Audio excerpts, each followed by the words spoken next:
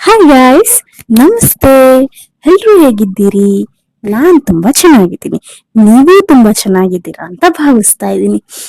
So ಇವತ್ತಿನ video reason ಏನಪ್ಪಾ ಅಂತಂದ್ರೆ, ಸೊ ಈ ತರ ಒಂದು ಎಕ್ಸ್ಪೀರಿಯನ್ಸ್ ನನಗೆ ಆಗಿದ್ದನ್ನ ನಿಮ್ಮ ಹತ್ರ ಹಂಚ್ಕೋಬೇಕು ಅಂತಂತ ತುಂಬಾ ದಿವಸದಿಂದ ಕಾಯ್ತಿದ್ದೆ.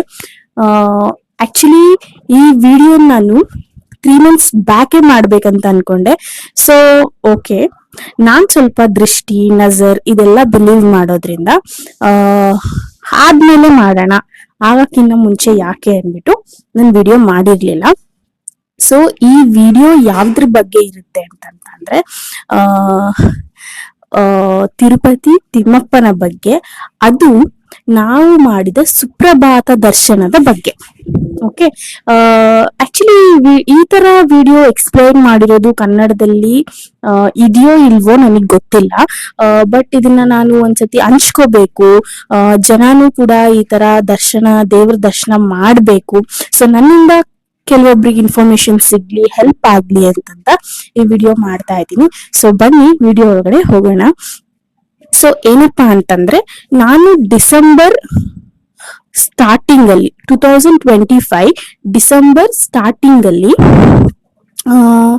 ಎಲೆಕ್ಟ್ರಾನಿಕ್ ಇ ಡಿಪ್ ಅಂತ TDT ಆಪ್ ಇದೆ.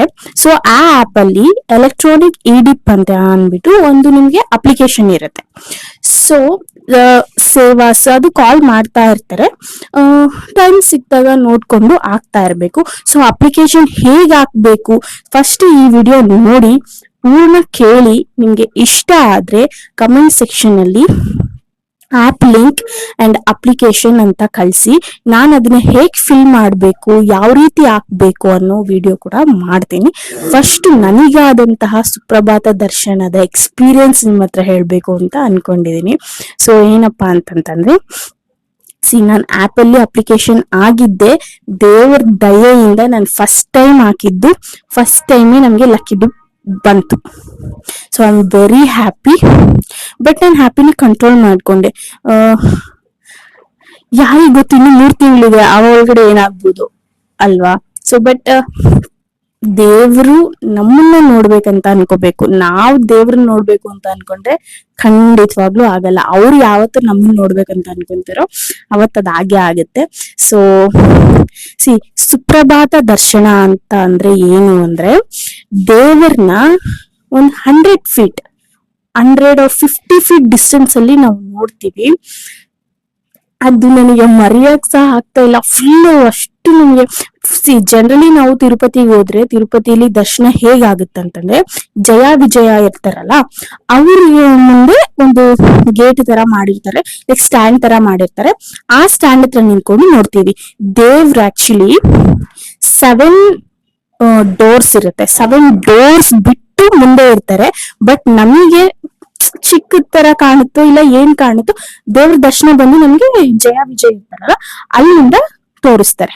ಬಟ್ ಸುಪ್ರಭಾತ ದರ್ಶನ ಅಂತಂತಂದ್ರೆ ಆ 7 ಡೋರ್ಸ್ನು ನಾವು ದಾಟ್ಕೊಂಡು ಹೋಗಿ, ಮಾಮೂಲಿ ಈಗ ನಾವು ದೇವಸ್ಥಾನಕ್ಕೆಲ್ಲ ಹೋಗ್ತೀವಲ್ಲ, ದೇವಸ್ಥಾನನ ಗರ್ಭಗುಡಿ ಮುಂದೆ ನಿಂತ್ಕೊಂಡು ನೋಡ್ತೀವಲ್ಲ, ಆ ತರ ತಿರುಪತಿಯಲ್ಲಿ ದೇವ್ರನ್ನ ಗರ್ಭಗುಡಿ ಮುಂದೆ ನಿಂತ್ಕೊಂಡು ನೋಡುವಂತಹ ಭಾಗ್ಯ ನನಗೂ ನಮ್ಮ ಮನೆಯವರೆಗೂ ಸಿಕ್ಕಿದೆ.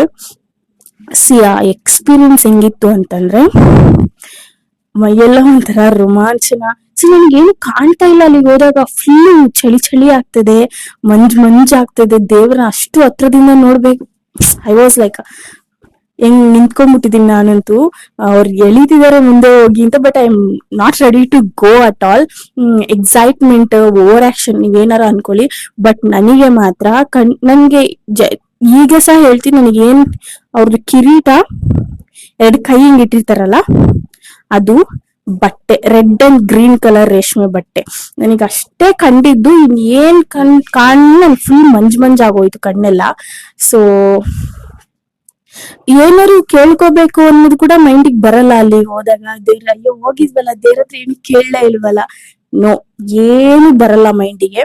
ಸೊ ಜೀವನದಲ್ಲಿ ಮನುಷ್ಯ ಜನ್ಮ ಅಂತ ಒಂದಿದ್ರೆ ಆ ದರ್ಶನ ಆಗ್ಲೇಬೇಕು ನಿಜವಾಗ್ಲು.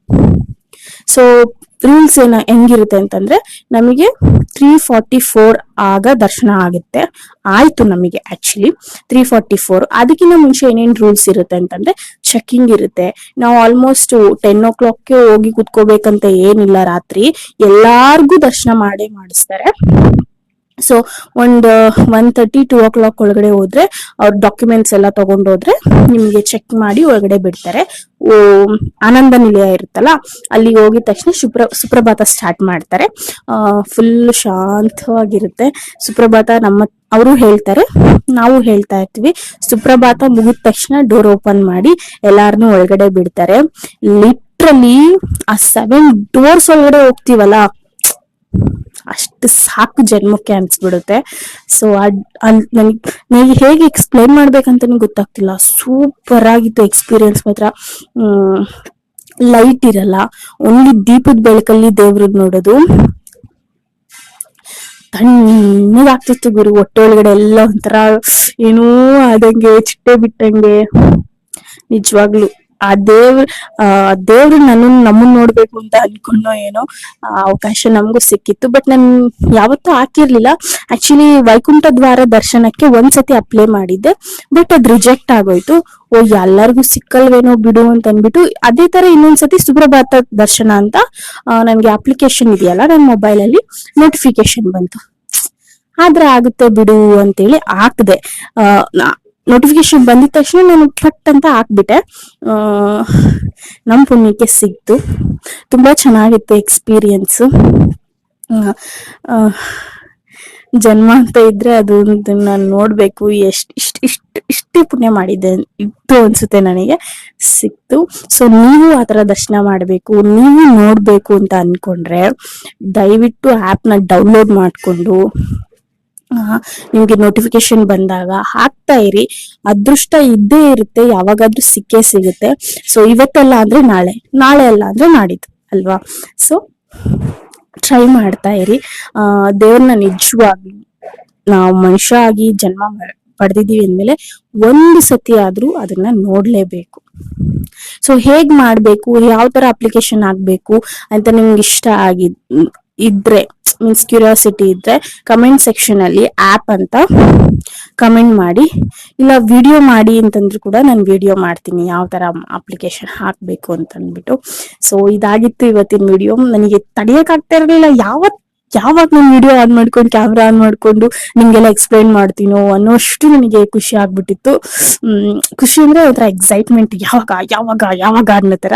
So I was very happy. So ಅದನ್ನೆಲ್ಲ ನಿಮ್ಗೆ ಗೊತ್ತು, ಕ್ಯಾಮ್ರಾ ಅಲೋ ಇರಲ್ಲ, ಫೋನ್ ಅಲೋ ಇರಲ್ಲ. ಅಲೋ ಇದ್ದಿದ್ರೆ ಗುರು ನಾನು ಫುಲ್ ವಿಡಿಯೋ ಮಾಡ್ಬಿಡ್ತಿದ್ದೆ, ಬಟ್ ಅಲೋ ಇರಲ್ಲ. ವಿಡಿಯೋ ಇಷ್ಟ ಆದ್ರೆ ಲೈಕ್ ಮಾಡಿ, ಕಮೆಂಟ್ ಮಾಡಿ, ಸಬ್ಸ್ಕ್ರೈಬ್ ಮಾಡಿ. ಇಷ್ಟ ಆಗಿಲ್ಲ ಅಂದ್ರೆ ಡಿಸ್ಲೈಕ್ ಮಾಡಿ. ನನ್ಗೆ ಯಾವುದೇ ರೀತಿ ಪ್ರಾಬ್ಲಮ್ ಇಲ್ಲ. ಏನೋ ಮಾಡಿ ನನಗೂ ಗೊತ್ತಾಗ್ಬೇಕಲ್ಲ ನೀವು ನನ್ನ ವಿಡಿಯೋನ ಇಷ್ಟ ಪಡ್ತಿದ್ದೀರಾ ಇಲ್ವಾ ಅಂತ. ಸೊ ಇದಾಗಿತ್ತು ಇವತ್ತಿನ video. Thank you for watching my video. Let me come back with another video. Bye bye.